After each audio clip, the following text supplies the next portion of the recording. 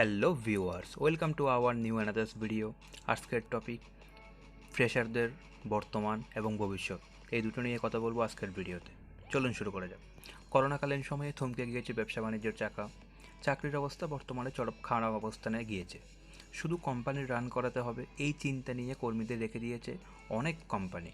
ক্ষতির সম্ভাবনার কথা না ভেবে অথবা নিজেরাই ক্ষতির দায়ভার বহন করে কন্টিনিউ করছে এই কোম্পানিগুলো।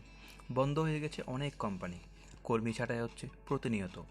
আমার আজকের মন্তব্য এবং চিন্তাভাবনা যাই বলেন না কেন, সেটা হচ্ছে সম্পূর্ণ ফ্রেশারদেরকে ঘিরে, তাদের বর্তমান পজিশন এবং ভবিষ্যৎ সম্ভাবনা। আমার জানা এমন অনেক বড় বড় স্যাররা রয়েছেন যারা চাকরিচ্যুত হয়েছে শুধুমাত্র করোনা পরিস্থিতির জন্য। যাদের বেতন ছিল অনেক বেশি, যেমন ধরেন 70,000, 80,000, 90,000 টাকার মতো।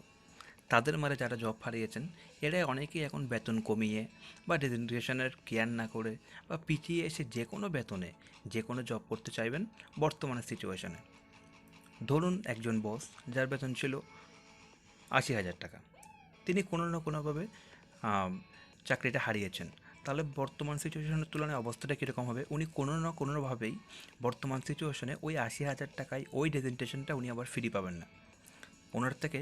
তখন যদি উনি যদি 50, যিনি ধরুন একজন 50,000 টাকার একজন চাকরি করেন, তিনিও জব হারিয়েছে, তিনি কিছুতেই আবার 50,000 টাকার ওই বেতনের জবটা ফিরে পাবে না। মানে প্রত্যেককেই যারা চাকরি হারিয়েছেন নতুন জবে ঢোকার সময় কিছু না কিছু স্যাক্রিফাইস করে ঢুকতে হবে। ধরুন যিনি 90,000 টাকা বেতন পেতেন বা যিনি 80,000 টাকা বেতন পেতেন, উনি 40,000 টাকা হলেও জবে ঢুকে যাবেন। আবার যিনি 50,000 টাকা পেতেন, তিনি দেখবেন 20,000 টাকা বা 25,000 টাকা হলেও আপনার না বলবেন না। তো এর ফলে জিনিসটা হচ্ছে কি, এর ফলে একটা বিরাট বড় চাপ এসে পড়বে ফ্রেশারদের উপর। কারণ একটা কোম্পানিতে যিনি আরেকটা কোম্পানি থেকে যিনি 90,000 টাকা বেতন পেতেন, যিনি এখন বর্তমানে চাকরিচ্যুত অবস্থায় আছেন, উনি 40,000 টাকার জবটায় ঢুকে যাচ্ছে। যে কোম্পানিতে 40,000 টাকার জবটা খালি হচ্ছে, সেই কোম্পানিতে কিন্তু ওই 40,000 টাকার জব পদবিটা বা ওই স্থানটা দুইভাবে পূরণ করতো। ফার্স্ট, ওনাদের ইন্টারনাল প্রমোশন দিয়ে যে কোনো এমপ্লয়িকে। সেকেন্ড, বাইরের থেকে ফ্রেশার নিয়ে। তাহলে যদি ওনারা যদি ইন্টারনালি প্রমোশনও দিত, সেক্ষেত্রে ওনারা জুনিয়র লেভেলের কাউকে সিনিয়র করতো, সেক্ষেত্রে জুনিয়র লেভেলে আরও একটা চাহিদা সৃষ্টি হতো ফ্রেশারদেরকে নেওয়ার জন্য। আদারওয়াইজ যদি সরাসরি ফ্রেশারদেরকে নেই, সেক্ষেত্রেও একটা ফ্রেশার এখানে ঢোকার একটা স্কোপ ছিল।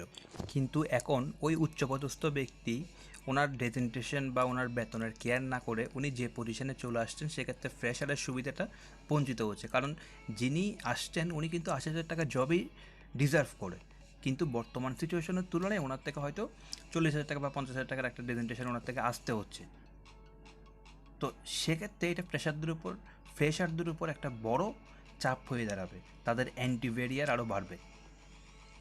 এবং বর্তমানে ফ্রেশাররা কী করছে? বর্তমানে ফ্রেশাররা কিন্তু কোনো রকমভাবে নতুন কোনো জবে ঢুকতে পারছে না, যেহেতু এখন বর্তমানে সিচুয়েশন খুবই খারাপ। এবং যারা করোনা পরিস্থিতির আগে যারা ঢুকেছিল জবের মধ্যে, তারা কোনো না কোনোভাবে জব থেকে ছিটকে পড়েছে ইতিমধ্যেই। তাহলে ফ্রেশাররা কী করবে? বা ওরা কি একইভাবে জীবন অতিবাহিত করবে? যারা সদ্য গ্র্যাজুয়েশন করে জব পেতে হবে, যারা সদ্য গ্র্যাজুয়েশন করার পরপরই জব পেতে হবে, এই মেন্টালিটি যাদের আছে, আমার ব্যক্তিগত মতামত হলো তাদের বেশ লম্বা সময় ধরে বড় ক্ষতির সম্মুখীন হতে হবে, এতে কোনো সন্দেহ নেই।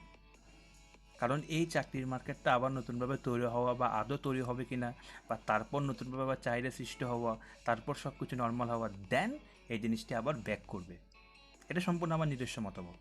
তাই যাদের, আবার আমি একটু বলে রাখছি, যারা জব নেই, যারা ছোটোখাটো বিজনেসের সাথে যুক্ত হয়েছেন, টাকা বিনিয়োগ করেছেন, সেক্ষেত্রেও কিন্তু আপনার বিজনেসের টাকাগুলো নিঃস্ব হয়ে যাওয়া বা সঞ্চয় হারানোর কিন্তু ঝুঁকি আছে এর মধ্যে।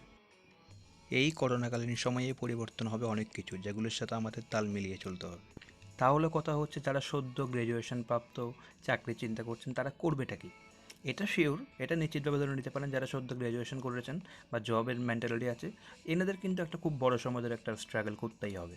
কিন্তু বর্তমানে করোনা সিচুয়েশনের জন্য আপনি দেখতে পাবেন পুরা বিশ্বে এমন অনেক সেক্টর আছে যেগুলো হয়তো কীভাবে কন্টিনিউ করবে বা কীভাবে সেক্টরটাকে ডেভেলপ করবে বা আদৌ সেক্টরটার ফিউচার আছে কি না, এটা নিয়ে সন্দেহে ভুগেছিল।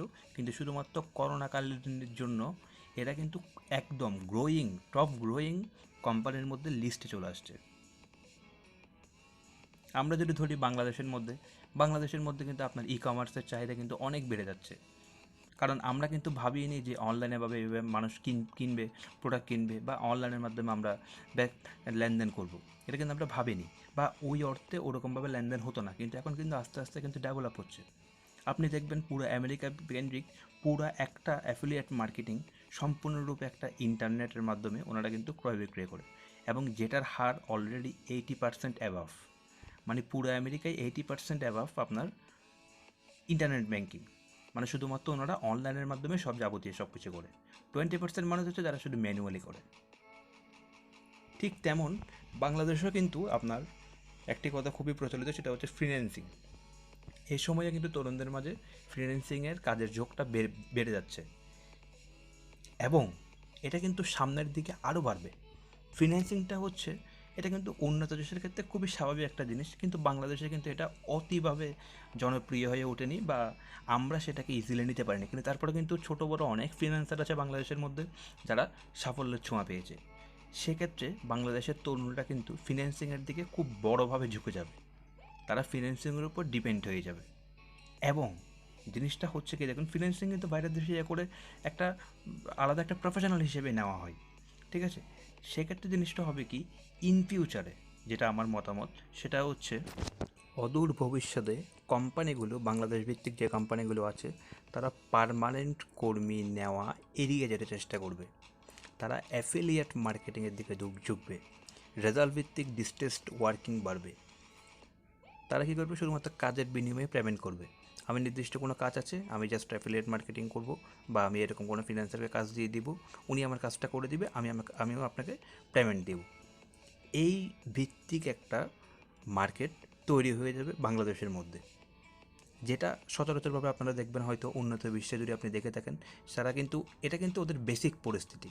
আমরা হয়তো করোনাকালীন হওয়ার কারণে আমরা এই জিনিসগুলো উপলব্ধি করছি, বা এই জিনিসগুলো নিয়ে অবগত হচ্ছি, বা এরকম নতুন মার্কেট তৈরি হচ্ছে করোনা পরিস্থিতির জন্য। কিন্তু উন্নত দেশের এগুলো একটা স্বাভাবিক প্রক্রিয়া। তো ওই দেশগুলোর সাথে যদি আমরা তুলনা করে দেখি, সেক্ষেত্রে বাংলাদেশেও কিন্তু এরকম একটা মার্কেট তৈরি হওয়ার সম্ভাবনা খুব দ্রুত বিস্তার লাভ করবে। এ হচ্ছে আমার ব্যক্তিগত ধারণা ফ্রেশারদের বর্তমান পরিস্থিতি এবং ভবিষ্যতে চাকরির বাজারে ওনাদের হস্তক্ষেপ কীরকম হতে পারে, এবং কোন খাতের প্রতি ফ্রেশাররা বেশি আগ্রহ প্রকাশ করতে পারে, এই বিষয়ে ছোটো একটা ধারণা দেওয়ার চেষ্টা করেছি আপনাদেরকে। যদি ভিডিওটি ভালো লেগে থাকে সেক্ষেত্রে লাইক দিবেন এবং কমেন্ট সেকশনে আপনার মূল্যবান মতামতটি প্রদান করবেন, এবং পরবর্তী ভিডিও পাওয়ার জন্য সাবস্ক্রাইব করে বেল বাটনটি অন করে রাখবেন। দেখা হচ্ছে পরের ভিডিওতে, ততদিন পর্যন্ত সুস্থ থাকবেন, ভালো থাকবেন, নিরাপদে থাকবেন। Thank you.